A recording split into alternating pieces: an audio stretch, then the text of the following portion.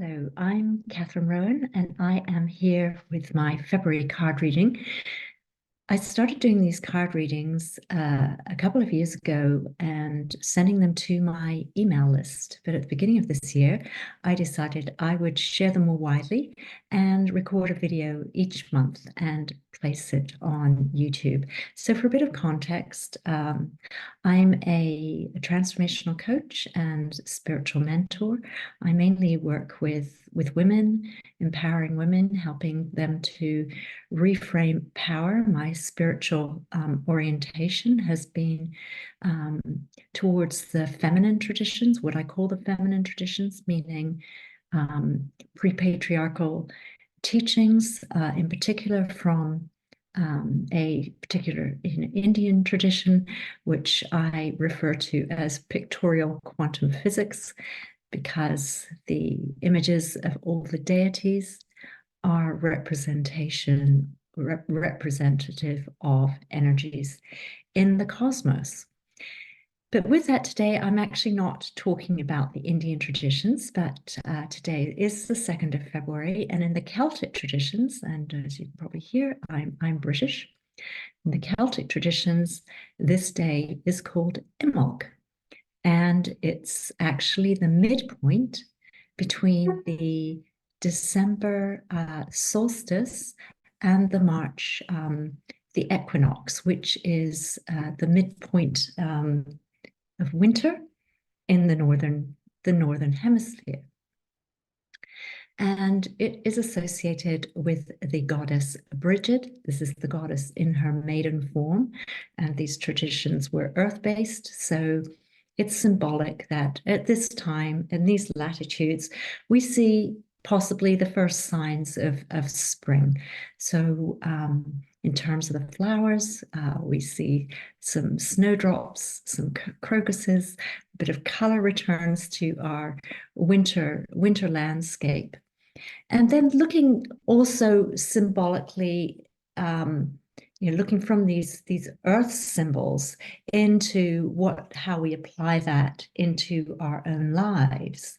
We're in a period of time, where we're, now a month past the calendar New Year, and current tradition says that encourages you to make New Year resolutions at the calendar New Year. And we all know that many New Year resolutions have faded by February. So I thought I would use this card reading to look at what actually sustains us through, from the enthusiasm that we may have had, following our holiday season, our New Year's celebrations, our enthusiasm for change at the beginning of the year, or things we wanted to start, new habits we wanted to form, things that we were going to do during the year. Why is it that enthusiasm fades? So I'm going to propose that one of the reasons is that when we try to do something new, break new ground in some way, that there's often a backlash, fear within. There's a backlash within, in the form of our personal fears, what beliefs we have about ourselves that we need to address. Often we try to do something new, and then the reasons come. Oh, I can't, but I would like to do that, but everything's okay as it is, really. Maybe that wasn't such a good idea. We start to debate our own intuitions, our deeper desires for change, and the status quo is a strong force. This can often be supported by things outside of us, whether that's, people, like family, friends, who would rather we stayed as we were, or are just addressing our reservations about something that we're going to do is new and feel that they're genuinely supporting. No, no, it's fine. Things are fine as they are. You don't need to do that. That costs too much money. That's going to take too much time. It's going to be very difficult to implement. Whatever those things are, there can be forces from within and without that are very strong. And I think this is why so many New Year's resolutions fail at the first hurdle. So I thought that for this month, because every month I ask usually a series of questions, I have a whole different series of oracle packs. I love card packs. I've worked with them for many years, decades actually. In fact, I would say that cards maybe were some of my first spiritual teachers. There's an awful lot of wisdom that you can gain from cards. So this month, as we're and February the 2nd, we're celebrating the goddess in her maiden form. So I have a set of cards called the Goddess Oracle. Here it is. So I decided I would use this pack for this reading. And although I often ask a series of questions, in this one, I only asked one. Which goddesses, in other words, which energies, these are all personifications of energy, which goddesses would support us to move forwards with the new ideas that we want to implement for the year. So for you, this might be a new project. It might be something else that you're thinking of bringing in the world, a personal change or something else. But what do we need to address those fears and reservations that often might cause us to give up at the first hurdle, give up before we started, or just not bring that into fruition for the rest of the year. And this year, we want any New Year's resolutions. Well, maybe you didn't do any resolutions at New Year. And if not, now is a great time. So let's look at the cards. So the first one I drew is this one, the Corn Woman. And clearly a Native American image, a corn woman, and she is symbolizing nourishment. Now, to me, what this means is that the first step when we're ever doing anything is to nourish our own vehicles, nourish ourselves. What is it that we need to start this new project, bring this new plan to fruition, or whatever it is? And of course, here the symbolism is about food. One of the primary ways that you nourish yourself is through the food that you eat. So I'm taking this card as a suggestion to, it's time to look at your diet. Are you nourishing yourself in the best way that you can to give yourself the nutrition and the energy to support whatever it is that you want to bring into the world? And this also always reminds me of, that metaphor I think we're often told of, like on the planes, you put your oxygen mask on first before you help anybody else. So this is about you, if your project, it's maybe a new business idea or something you have that you want to put forward that's going to help other people, create that foundation for yourself first. And now is the time. If you've not been doing it before January, please start it now. Okay, so my second card I drew, I found this so interesting. This is Isis, and it relates to mothering. In fact, something, oh dear, I must put my thumb up. It's appearing in the corner, sorry about that. What I didn't know that actually was said in the interpretation in the card booklet was, Isis here, with her baby, and apparently, as the Christian religion gained more dominance, this Isis and the baby actually became Mother Mary and the baby Jesus. Interesting, isn't it? But back to the card, what does this symbolize? Especially as I drew it after the nourishment, we then get the mothering card.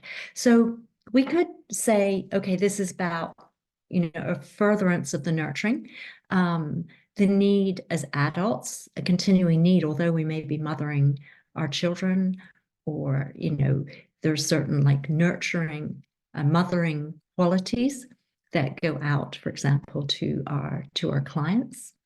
But there's also this need to continue to mother ourselves, mother our projects into existence. That's another way we can see this mother and baby symbolism. What is it that we're actually nurturing? So we nourish ourselves and then look at what it is that we are literally mothering to bring out into the world. How do we need to continue to mother that if it's been something new? So we can take this analogy. When you give up on your New Year's resolutions, that's almost equivalent to aborting the baby, isn't it?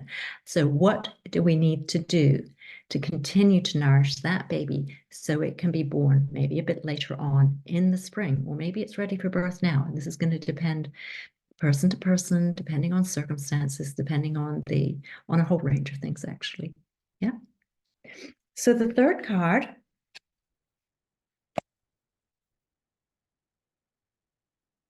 New Quoi. So now we've visited a few different parts of the world here in this card pack, which is what I like about it. So now we're more visiting the East here, and the grandmother card, which also is sort of interesting. We've had these different symbols of the different phases of life. And this goddess is the bringing of order, not the sort of order that we might be used to in terms of imposition of order and control from without. But from a feminine context, let's look at and continue on the theme of nourishment.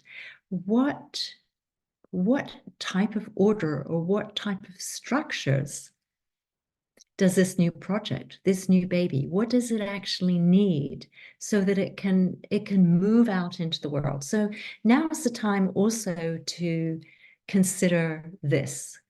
What structures need to be built that are going to ensure that this new project, new idea, new version of you, whatever it is, what do you need to ensure that it's sustained? So let's look at order in that context, in this really positive context.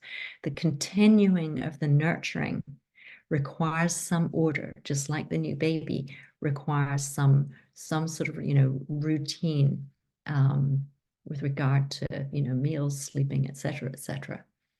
So do our new projects. So that's the next thing to be considering. And the final card that I drew,